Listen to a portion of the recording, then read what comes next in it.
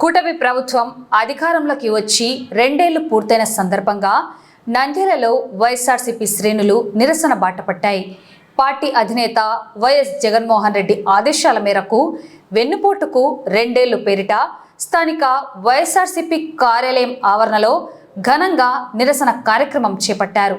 నంద్యాల మాజీ ఎమ్మెల్యే శిల్పా రవిచంద్ర కిషోర్ రెడ్డి ఆధ్వర్యంలో అసెంబ్లీ పరిశీలకులు సద్దల సూర్యనారాయణ రెడ్డి సమక్షంలో పార్టీ నేతలు నల్ల బలూన్లను గాల్లోకి ఎగురవేసి కూటమి ప్రభుత్వానికి వ్యతిరేకంగా నినాదాలు చేశారు. ఈ సందర్భంగా ఏర్పాటు చేసిన ఫోటో గ్యాలరీని నేతలు పరిశీలించారు. ఈ నిరసన కార్యక్రమంలో కూటమి ప్రభుత్వంపై వైసీపీ నేతలు తీవ్ర స్థాయిలో ధ్వజమెత్తారు. ఎన్నికల సమయంలో ప్రజలకు ఇచ్చిన ఏ ఒక్క వాగ్దానాన్ని చంద్రబాబు నాయుడు నెరవేర్చలేదని మండిపడ్డారు. నాడు సొంత మామకే వెన్నుపోటు పొడిచిన చంద్రబాబు నేడు ప్రజలకు, నిరుద్యోగులకు, మహిళలకు వెన్నుపోటు పొడిచారని విమర్శించారు. రాష్ట్రంలో కనీసం యూరియా, ఎరువులు కూడా దొరకని పరిస్థితి ఏర్పడిందని, గిట్టుబాటు ధరలు లేక రైతులు నట్టేట మునిగిపోతున్నారని ఆవేదన వ్యక్తం చేశారు. గత వైఎస్ జగన్మోహన్ రెడ్డి ప్రభుత్వ హయాంలో రైతు భరోసా కేంద్రాల ద్వారా రైతులకు అన్ని రకాల సౌకర్యాలు కల్పించారని ఈ సందర్భంగా గుర్తు చేశారు. ఇప్పటికైనా కూటమి ప్రభుత్వం రైతులను, ప్రజలను ఆదుకోకపోతే ప్రభుత్వాలు కూలిపోవడం ఖాయమని హెచ్చరించారు. ఈ కార్యక్రమంలో నంద్యాల జిల్లా ప్రధాన కార్యదర్శి సోమశేఖర్ రెడ్డి, మాజీ మున్సిపల్ చైర్పర్సన్ మహబూనిసా, నంద్యాల జిల్లా ఉపాధ్యక్షులు దాల్మిల్ అమీర్, మాజీ market yard chairman Vijayasekhar Reddy, రాష్ట్ర ST cell secretary Shankar Naik, జిల్లా మేధావుల విభాగం అధ్యక్షుడు రసూల్ ఆజాద్, జిల్లా లీగల్ సెల్ అధ్యక్షుడు రామసుబ్బయ్య, జిల్లా అధికార ప్రతినిధి అనిల్ అమృతరాజ్, మున్సిపల్ వింగ్ అధ్యక్షుడు టైలర్ శివయ్య, మాజీ municipal vice chairman Gangisetti Sridhar, Nandyal జిల్లా సాంస్కృతిక విభాగం అధ్యక్షులు టివి రమణ, వైసీపీ నేతలు బొల్లెత్తుల రవికుమార్, నంద్యాల వైసీపీ సెక్రటరీలు శివనాగిరెడ్డి, దేవనగర్ భాష, జిల్లా క్రిస్టియన్ సెల్ అధ్యక్షుడు కారు రవికుమార్, జిల్లా ఎస్సీ సెల్ అధ్యక్షుడు తిరుపతి, మాజీ కౌన్సిలర్లు, వార్డు ఇన్ఛార్జీలు, వైసీపీ నాయకులు పాల్గొన్నారు. వచ్చి 2 ఏళ్లైన సందర్భంగా ఈ రోజు మన వైఎస్ఆర్సీపీ అధినేత శ్రీ జగన్మోహన్ రెడ్డి గారు, నంద్యాల మాజీ ఎమ్మెల్యే శ్రీ శిల్పా రవిచంద్ర కిషోర్ రెడ్డి గారి ఆదేశాల మేరకు నంద్యాల పట్టణంలోని ప్రముఖులు మరియు కార్యకర్తలు అందరం కూడా ఇక్కడ హాజరు కావడం జరిగింది. ముఖ్యంగా కూటమి ప్రభుత్వం ఏవైతే హామీలు ఇచ్చిందో అవి ప్రజలకు ఇంతవరకు నెరవేర్చలేదు. ఆ హామీలు నెరవేర్చాలని చెప్పి డిమాండ్ తో ఇక్కడ అందరం కూడా మేము తెలియపరచడం కోసం ఇక్కడ ప్రెస్ మీట్ ఏర్పాటు చేయడం జరిగింది. ముఖ్యంగా ఏ వ్యక్తి కూడా ఈ సమాజంలో ఒక్కరు కూడా ఉపయోగపడని పరిస్థితుల్లో ఈ ప్రభుత్వము పాలించడం అనేది పద్ధతిగా లేదు. అన్నదాతకైతే ఎన్నో కష్టాలున్నాయి. మనం జగన్మోహన్ రెడ్డి ముఖ్యమంత్రిగా ఉన్నప్పుడు పంట ఏదైతే ఉందో మద్దతు ధరకు అన్ని మొత్తం కొనుగోలు చేసి రైతుల నుంచి డబ్బులు కూడా వెంటనే అందజేయడం జరిగింది. ఈ రోజు ఏ పంట కూడా కొనుగోలు చేయమంటే ఏదో 100 బస్తాలు అయితే 20 బస్తాలు తీసుకొని 80 బస్తాలు రైతుల నుంచి సేకరించకుండా రైతులను ఇబ్బంది పెట్టే పరిస్థితి వచ్చింది. ముఖ్యంగా ఎప్పుడు కూడా అన్నదాత కంట్లో నీరు రాకుండా కాపాడుకోవాల్సిన బాధ్యత ఏ ప్రభుత్వానికైనా ఉంది. కాబట్టి మన ముఖ్యమంత్రి గారు మరియు ఉప ముఖ్యమంత్రి గారు వెంటనే స్పందించి ఏవైతే హామీలు ఇచ్చినారో ప్రజలకు పెన్షన్లు అయితే ఇంతవరకు చనిపోయిన వాళ్ళకు కూడా పెన్షన్లు లేవు. 60 నిండిన వాళ్ళు ఎన్నో లక్షల మంది రాష్ట్రంలో ఎదురు చూస్తున్నారు పెన్షన్స్ వస్తాయని. ఇంతవరకు ఒక పెన్షన్ కూడా అలాట్మెంట్ చేయలేదు. హామీలో భాగంగా 50 ఏళ్లకే బీసీ, ఎస్సీ, మైనారిటీ వాళ్ళకల్లా మేము పెన్షన్లు ఇస్తాము ఆడవాళ్ళకని చెప్పి తెలియజేయడం జరిగింది. కానీ ఏ హామీ ఒక్కరికి కూడా ఇంతవరకు కొత్త పెన్షన్స్ అయితే ఇవ్వలేదు. ప్రజలు ఎంతో ఆతృతతో, పేదరికం ఎంతో ఉన్నది కాబట్టి ఖచ్చితంగా అందరూ స్పందించి ప్రభుత్వాధినేతలు వెంటనే ఈ పెన్షన్లు అందరికీ కూడా 50 ఏళ్ళు నిండినటువంటి ఎస్సీ, బీసీ, మైనారిటీలు మరియు 60 ఏళ్ళు నిండినటువంటి పేదవారికి అందరికి కూడా పెన్షన్స్ కొత్తగా అలాంటి వెంటనే చేపించి రాష్ట్ర బడ్జెట్ లేదని చెప్పే కారణం అయితే చెప్పాల్సిన పని లేదు. ఎందుకంటే హామీలు ఇచ్చేటప్పుడే మనం ఆలోచన చేయాలా. మన మాజీ ముఖ్యమంత్రి జగన్మోహన్ రెడ్డి గారు ఏవైతే హామీలు ఇచ్చినాడో టైం టు టైం మెయింటైన్ చేసి ఈ టైంలో ఈ హామీ, ఈ పథకం ప్రజలకు అందాలని చెప్పి ఒక రూల్ పాస్ చేసి ప్రజలందరికీ అందజేయడం జరిగింది. మన దురదృష్టవశాత్తు ఇంత మేలు చేసినా కూడా జగన్మోహన్ రెడ్డి ఓడిపోయినటువంటి ఇది నమ్మశక్యంగా ఎవ్వరూ నమ్మడం లేదు, ఏ వ్యక్తి కూడా. కానీ ఇప్పటి ప్రభుత్వం ఏ హామీలు కూడా అమలు పరచకుండా కూడా ప్రజలను ఇంకా ఇబ్బంది పెట్టకూడదని చెప్పి మేము కోరుకుంటున్నాం. మనము ప్రభుత్వం అధికారంలో వైఎస్ఆర్సీపీ అధికారంలో జగన్మోహన్ రెడ్డి గారు మాట చెప్పినది కూడా తూచా తప్పకుండా అమలుపరిచి అన్ని కులాలకు, అన్ని మతాలకు, అన్ని వర్గాల వారికి న్యాయం చేశాడు. అటువంటిది ప్రజలు కూడా ఏదో ఆశపడి చంద్రబాబు 101 అబద్ధాలు చెప్పేటాలకు ఆ అబద్ధాలకు మభ్యపడి బోల్తాపడి పొరపాటున వారు కొంతమంది ఓటు వేయడం జరిగింది. కానీ ఇది చాలా అన్యాయకరం. చెప్పిన మాట ఏ ఒక్కటి కూడా అమలుపరచకుండా వాళ్ళు మోసం చేస్తూ అన్ని వర్గాల వారిని అన్యాయం చేస్తున్నారు. నిన్న రైతులకు న్యాయం జరగడం లేదు. యూరియా కొరత వల్ల ఎంతో ఇబ్బంది పడింది. బ్లాక్లో అమ్ముకొని ఎంతో వాళ్ళ తీసుకొని చేశారు. రైతులకు గిట్టుబాటు ధర లేదు, నిరుద్యోగ వృత్తి లేదు, పింఛన్లు లేవు. ఒక 4,000 పింఛన్ దాన్ని పెంచి ఏదో చేశారు తప్ప మిగతా వ్యవహారాలు ఏమీ చేయలేదు. 99% అమలు చేయకుండా పోగా 1% ఏదో చేసి నేను అది చేసి ఇది చేసి రేపు ఏదో చేస్తా అని చెప్తున్నాడు. ముఖ్యంగా ఆయన దృష్టి అంతా రాజధాని అమరావతి మీదనే కేంద్రీకరించి అన్ని రకాలుగా మభ్యపెడుతూ ఇక్కడ మన డీజిల్ కూడా కొరత వచ్చింది. ఏ రాష్ట్రంలో ఎక్కడ లేని డీజిల్ ఆంధ్రప్రదేశ్లోనే కొరత వచ్చింది. ముఖ్యంగా అదంతా కూడా అమరావతికి మరలించి అక్కడ చేసి మనకు న్యాయం చేయకుండా రైతులకు మన ప్రజలకు న్యాయం చేయకుండా చేశాడు. రకరకాల మాటలతో మోసం మాటలతో మభ్యపాటలతో రేపు కూడా మరలా వచ్చి మీకు ఏదో చెప్తాడు. కాబట్టి ప్రజలందరూ నాయకుల కన్నా ప్రజలు మీరు గమనించాలి. ముఖ్యంగా మనం ఏవి తప్పు చేసి పొరపాటు చేసి జగన్మోహన్ రెడ్డి పాలన పోగొట్టుకున్నాము. వైఎస్ఆర్సీపీ ప్రభుత్వాన్ని సక్రమంగా మీ ఇంటికి వచ్చి మీకు చేసే పథకాలను అనుభవిస్తూ ఉన్నటువంటి మీరు ఈ రోజు ఎదురు చూస్తూ ఏ పని జరగకుండా ఉండే వల్ల నష్టం జరిగే తెలుగుదేశం ప్రభుత్వం. కాబట్టి భవిష్యత్తులో మరలా కూడా మీరు తెలుగుదేశం ప్రభుత్వం చెప్పే మాయ మాటలు, మోస మాటలు, కూటమి ప్రభుత్వం చేసే మోస మాటలు, మాయ మాటలు అన్ని కూడా నమ్మి మళ్ళీ పొరపాటు చేయకుండా జగన్మోహన్ రెడ్డి గారు చేసిన పథకాలను గుర్తుపెట్టుకొని భవిష్యత్తులో మన రక్షణ కోసం అన్ని వర్గాల వారి బాగు కోసం మళ్ళీ జగన్మోహన్ రెడ్డి గారిని మనం ఎన్నుకోవాలి.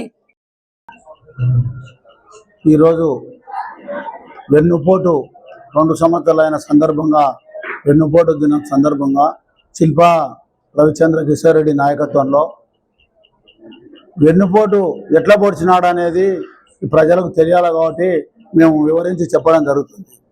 ఎన్టీ రామారావు వాళ్ళ సొంత బిడ్డనిచ్చిన మామకే వెన్నుపోటు ఓడిచి లాస్ట్లో ఆయన ఏదైనా నన్ను చంద్రబాబు నాయుడు నా అల్లుడే వెన్నుపోటు ఓడిచిన అని ఏడ్చిన పరిస్థితి టీవీ వీడియోలలో మనం చూడడం జరిగింది.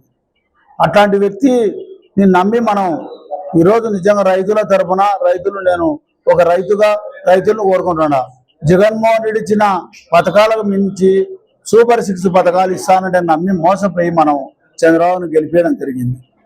కూటమి ప్రభుత్వాన్ని గెలిపిస్తే ఆ కూటమి ప్రభుత్వంలో ఏం చేసినాడు, నేటి పౌరులకు కూడా డిఎస్సి అని చెప్పి ఈరోజు డిఎస్సి నేను విడుదల చేస్తాను అని అబద్ధాల హామీలు ఇచ్చి యువగలం పదయాత్రలో నారా లోకేష్ గారు నేను డిఎస్సి బిఈడి టీటీసీ చదివిన ప్రతి ఒక్క నిరుద్యోగికి నేను ఖచ్చితంగా డిఎస్సి ఇచ్చి కల్పిస్తానని చెప్పి మోసం చేసి విద్యార్థులను నేటి పౌరులను చదువుకునే ప్రతి ఒక్కరిని ఉపాధ్యాయులను అందరినీ మోసం చేయడం జరిగింది. యువకులను అంటే మోసం చేసినావు, ఆడపడుతులను మోసం చేసినావు. నెలకు 15,000 నీ అకౌంట్లు వేస్తాను అని చెప్పి ఆ 1,500 అకౌంట్లు వేస్తానని అవి వేయకుండా మోసం చేసినావు. మహిళలకు మోసం చేసినావు. లాస్ చూసే అన్నదాత అన్నం పెట్టే రైతులను కూడా మోసం చేసినావు. నువ్వు రైతుల పరిస్థితి చూసే పంటకు గిట్టుబాటు ధర లేదు, జొన్నలకు లేదు, ఏ దానికి లేదు. ఈ రోజు అయితే ఒడ్లు రైతులలో అమ్ముకున్నారు. ఈ రోజు రేట్ వచ్చింది 2,500, 2,600. మేము ఈ రోజు వరి నార వేయాలని సీడు కొనడానికి పోతే 3,000తో 25 కేజీలు ప్యాకెట్ వచ్చి 1,000 రూపాయలు కొనడం జరిగింది. అంటే రైతులు అమ్ముకున్నాక గిట్టుబాటు ధర ఎక్కడి నుంచి వస్తా చెప్పు నాకు.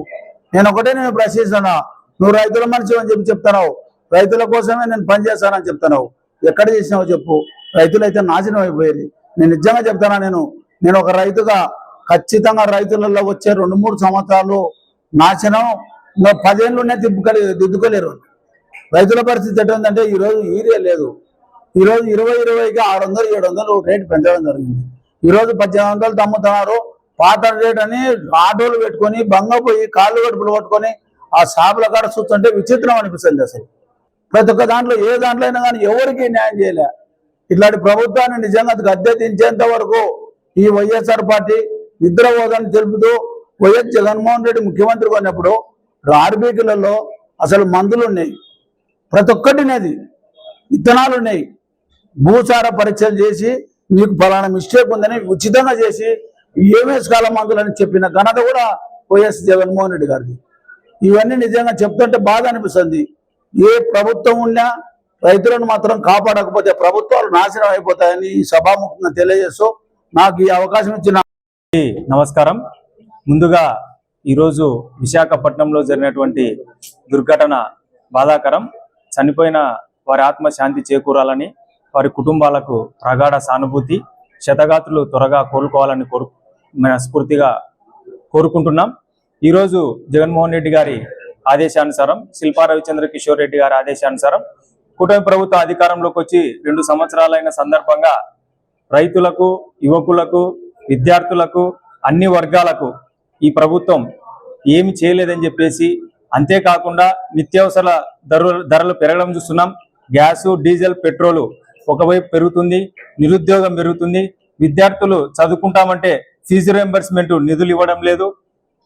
కనీసము ఉద్యోగం కథ దేవుడెరుగు, మేము సర్టిఫికెట్లు తెచ్చుకుంటామంటే కూడా ఈరోజు వాళ్ళు చెల్లించకపోవడం వల్ల వాళ్ళు సర్టిఫికెట్లు అక్కడే ఉండి నిరుద్యోగులు అదే విధంగా కొనసాగుతున్నారు. ఈరోజు దేశవ్యాప్తంగా కూడా మనము గమనించినట్లయితే అన్ని వర్గాల, ముఖ్యంగా యువత, మహిళ అందరూ కూడా దేశవ్యాప్తంగా వీరు అనుసరిస్తున్న విధానాలకు పూర్తి స్థాయిలో వ్యతిరేకత ఉంది. ఎవరైనా ఎగ్జామ్ రాస్తే పేపర్ లీక్ అని అవుతుంది, లేకపోతే కనుక కరెక్షన్ అన్న మిస్టేకులు జరుగుతున్నాయి. దాదాపుగా దేశవ్యాప్తంగా 1 కోటి మంది విద్యార్థులు, వాళ్ళ తల్లిదండ్రులు కూడా ఈ విధంగా సంఘటనలు జరగడం వల్ల బాధపడుతున్నారు.